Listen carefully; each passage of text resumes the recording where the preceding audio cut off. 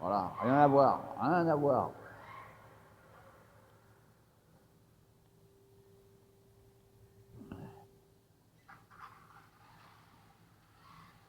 Ah oui, puis aussi, ce que je préfère sur celle-ci, c'est l'ouverture. C'est pas tout à fait pareil. Là, ici, sur la carrosserie, c'est sur la carreau, que je me mette à la lumière, parce que je sais pas si on va voir. Ça, sur celle-là, hein, sur la DR Racing, ça glisse. Ça glisse. C'est moins pratique. Or que sur la Psyma, c'est pas grand-chose, mais c'est beaucoup mieux. C'est pas tout à fait la même forme. Ici, on l'a bien en main qu'on le prend par rapport à l'autre. Bon, c'est pas trop grave, mais c'est pour la praticité, quoi, on va dire.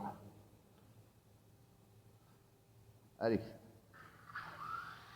On prend celle-là, c'est histoire de vider, de descendre un peu la lipo et puis vous montrer. Oh là là.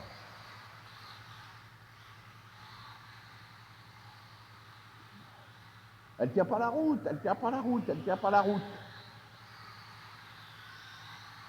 Compliqué, compliqué.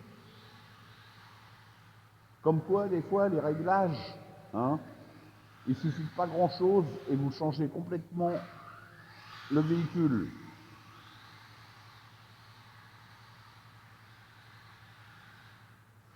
Ouais, non, ça va pas du tout.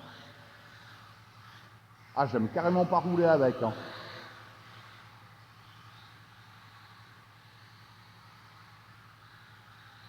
Et je le rappelle, tout est identique. Hein.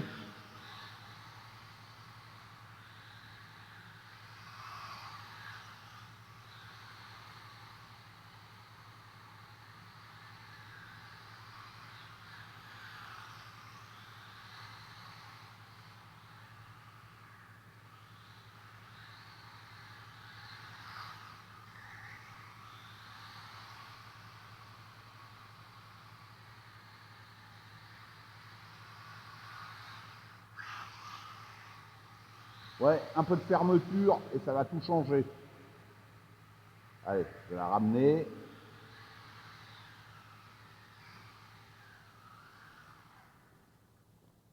Ah oui, puis pour le cut-off, en fait, j'ai jamais été jusqu'au cut-off. Enfin, apparemment, le cut-off, elle passe en warning. Dès qu'elle passe en warning, il faut arrêter les frais. Parce qu'il y a une prise dans, dans un des sachets, et c'est Fred Versé qui m'avait dit à quoi ça servait. Merci à lui d'ailleurs. En fait, c'était pour avoir la tension de la lipo sur ici apparemment. Hein. Bon, j'ai pas essayé, puisqu'en fait, quand on arrive au cut-off, et ben moi à chaque fois elle s'était mise en warning. Elle s'arrêtait pas, elle ralentissait, mais elle se mettait en warning. Et la lipo, elle descend à 3,30 à peu près. Donc il faut arrêter les frais direct. Hein.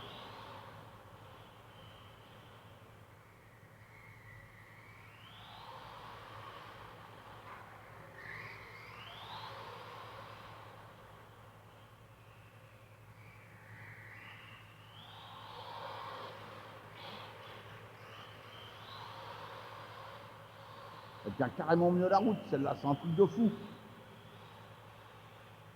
Waouh.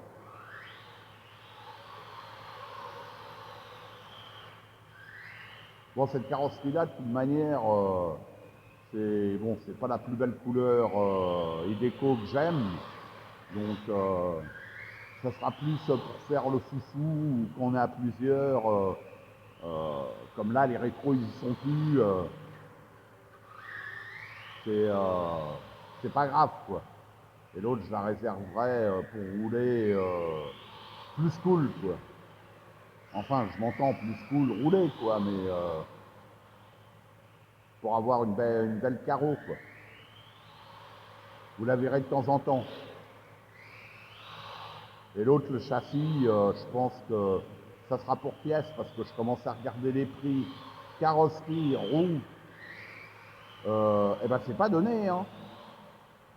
Parce que la voiture à la base, elle n'est pas très chère et en fait, ben, vaut mieux acheter une voiture entière et vous prenez les pièces, hein. Voilà.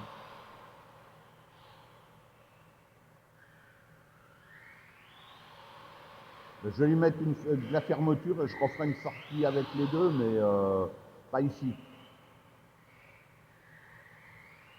Sur, sur le béton, quoi. Voilà. Pour bien comparer les deux. Ça sera sûrement à Paris 13 ou alors à Vincennes où il y a les événements. Je verrai ça.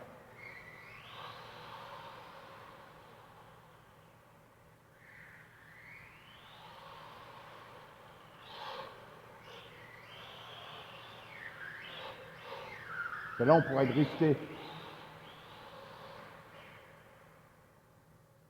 Ah oui, j'étais à 50%, que je me mette à 75. Voilà. Vous voyez?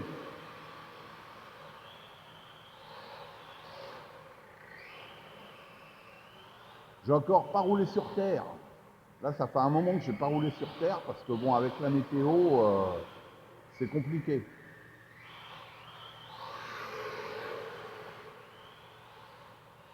Compliqué. Donc voilà.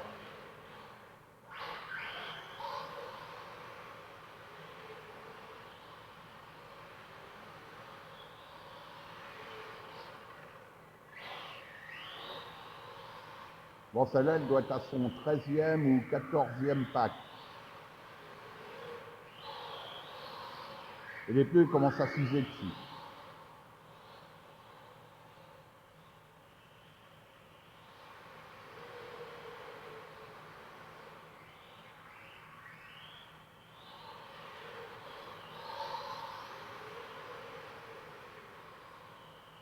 Vous voyez, elle glisse.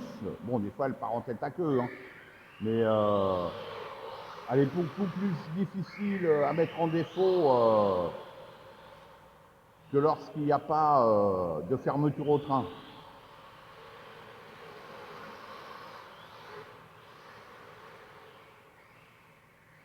Je vous invite à reprendre mes vidéos. J'en ai pas beaucoup, hein.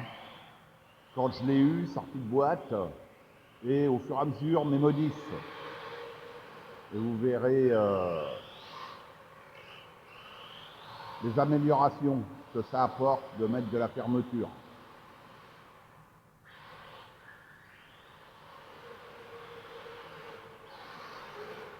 Oh, oh, oh.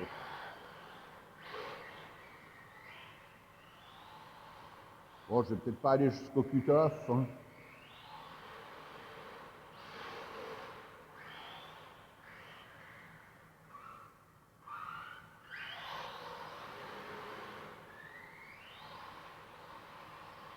Ah, il n'y a pas de lumière. Ils ont coupé la lumière. Ou il y a un néon qui est en train de lâcher, là. Ah, c'est fou, ça. Et puis, il n'y a pas de musique ce matin.